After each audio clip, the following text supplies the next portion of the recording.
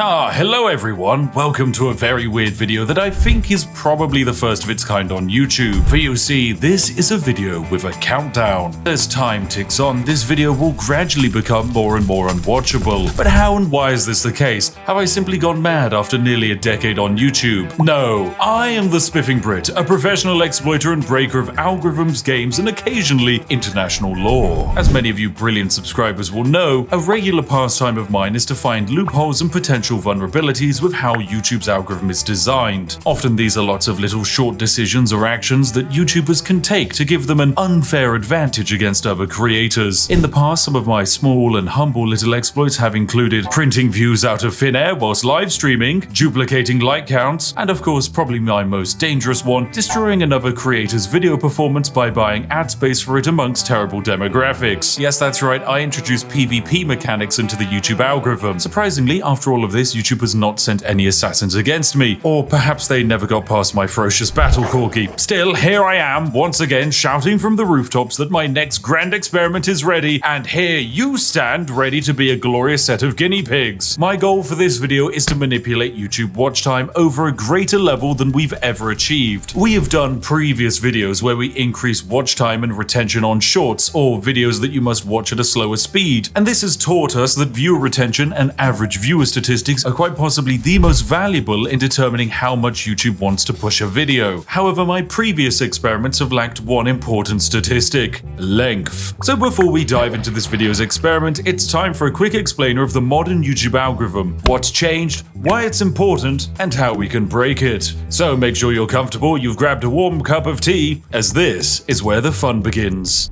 YouTube's entire role is to recommend the right videos to the right person. If you like watching videos about medieval cooking techniques, then YouTube will serve them up to you. You'll see them on your home feed, you'll see them underneath videos you watch, they'll automatically play in the up next section. There will simply be no escape from these medieval cooking videos once you've started going down that rabbit hole. However, YouTube will actually serve up these videos based on a few criteria. So YouTube monitors you. They want to know what language you speak, what channels you're currently watching, and what videos you interact with and for how long you're watching them. It then runs a bunch of numbers and finds a selection of videos that might be a good fit for you. But before that step, YouTube does its most important check. It must weed out videos that it deems to be misleading or not as interesting. Remember, YouTube's entire goal is to get you watching videos for longer, because the longer you spend on the platform, the more money you make them thanks to adverts. So it screens for misleading or unsatisfying videos by serving up videos with a higher percentage of viewership more than ones with a lower percentage of viewership. Needless to say, in 2024, basically no one is using the sub feed anymore, so video recommendations are the most important thing, meaning average watch time is also the most important thing. This algorithmic decision of meritocratic performance is actually great on paper, as it generally means that better structured videos that get to the point of their purpose quickly will outperform more waffly ones spoken by British people that go on tangents. Wait a second! But there is a little bit more to this decision. What happens when a video covers the same topic but is a different length? So let's imagine video A is a 10-minute long video that has a 50% viewer duration. Video B is a 20-minute long video and it also has a 50% viewer duration. They are both watched on average for the same amount of time, meaning logically they are both the same amount of satisfaction in the eyes of YouTube. Wrong! YouTube will massively favor video B. It's got higher watch time, baby! So that video will not only get more views, but it will also make more money for the creator. This creates a weird calculation where in some examples, longer equals better. There are some very extreme examples of terrible creators exploiting video length for profit, like for example this one here. Wait, hang on a second, that's my Victoria Free live stream. This video here is the second most viewed Victoria Free video in the entire world. There are thousands of Victoria Free videos, and yet this nearly 4-hour-long live stream VOD is the second best of them. Why is this the case? Is it because it's a well-crafted, well-edited, perfectly executed idea? No, it is a good video, but it's just statistically broken. Because it's such a long video, the average watch time is over 1 hour and a half. This means that this stream has 3 times the average watch time as the next best video has total length. That's also my video, by the way. It's handcrafted, took us a lot of time to make, and very well executed. But statistically, it's terrible. The results are that this stream outperformed massively, and thanks to my dastardly strategy, it suppressed other videos in the recommendation feed, allowing me to make over £64,000 off of a 4-hour 2-hour stream. Thanks YouTube, that was perfectly balanced. Oh wait, you're probably not used to creators talking about how much they actually make. Don't be alarmed, friends. I have to pay a lot of that revenue in tax, probably. Maybe some of it has to go to the interns to buy them food, and then the remaining 95% gets spent on my crippling addiction to Yorkshire Tea. So more watch time is more good, and greater average watch time is more good. This means that the calculation to make the optimal video is rather simple. Make a video as long as possible while still keeping viewers interested. This basically means that all you need to do is craft a perfect SEO monstrosity with zoomer cuts, pan zoom, smiling celebrities, and just pander to the algorithmic equivalent of the everyman. Yeah, I'm talking about you, Dave. This is the strategy that has to be used by the people at the very top of YouTube. I can't blame them for it, because you reach a point where each ounce of personality you show, the market cap of your audience goes down by millions. Instead, you must become like white toast with butter. Plain, but very inoffensive. Perfect for when you're waking up and starting your day. So yeah, I can't exactly do that. I'm British for a start, which means that the French people probably stopped watching 5 minutes ago. On top of that, I like janky bad edits, and my sarcastic style of humor isn't exactly for everyone. If only there was an exploit that could make a longer form video retain a larger percentage of viewership and watch time. Oh dear,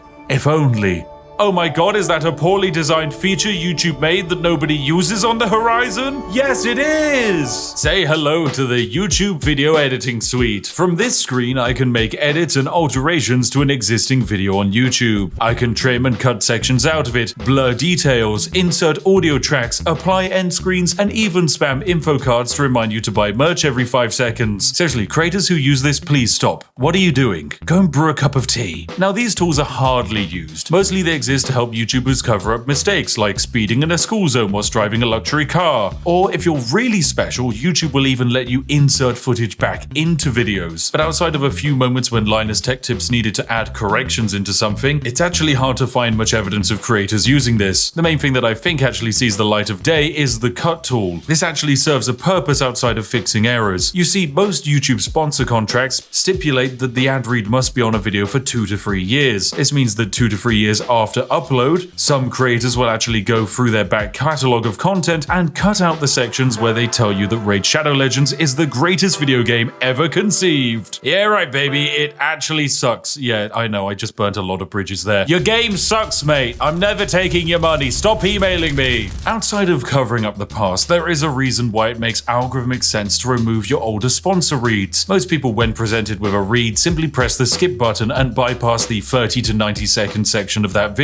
This means that those sections massively lower the average watch time and retention of the overall video. So by removing a section where only 10% of the audience is watching and bring it back to a 50% average retention section, then that's a net benefit on the video's performance. So logically in the long term, that's better, that's more views and more money. But all of this is curious. What if we took it even further beyond? And what if we did it backwards? Yeah, this is where I had a brilliant idea. What if we created an average video with good statistics and then cut the end off of it? Welcome to my grand plan. You're currently watching one of 2 versions of a video. One version ends sooner than the other. If you're watching this video too late, then the entire second half of this video has been cut off and you'll never actually know what it was. You'll never even be able to watch it again. And the science behind it is rather simple. I can make a video like this be watched by 2 types of viewers. One set of viewers are watching a full-length version. If the video is 20 minutes long and the average watch time is 10 minutes, that video has given me a 50% retention. However, the second viewer, which might be you, watches the second shortened version. Let's say this video is now only 10 minutes long, but you still watch it for 50% of its length. Well, the problem is that YouTube can't delete the watch time that this video has generated, and all of the statistics just pile up onto the back end from the original version. So all of those longer views are added onto the new shorter version of the video. If half the views are on the long version and half the views are on the shorter version, we balance out at an average watch time of 7.5 minutes or 75% retention. Of course, the longer the section that we end up deleting, the better. If I add a 10-hour long Skyrim Let's Play after this and people watched it for an average of 2 hours, I could probably end up with one of the highest average retentions on a 10-minute video that the world has ever seen. And you know what? Maybe that is what I've done. But you have absolutely no way of knowing because there's a chance you're watching this video after the great cut. So there we go, job done. This video is perfect. I've just become a quadrillionaire and the largest YouTuber on the platform.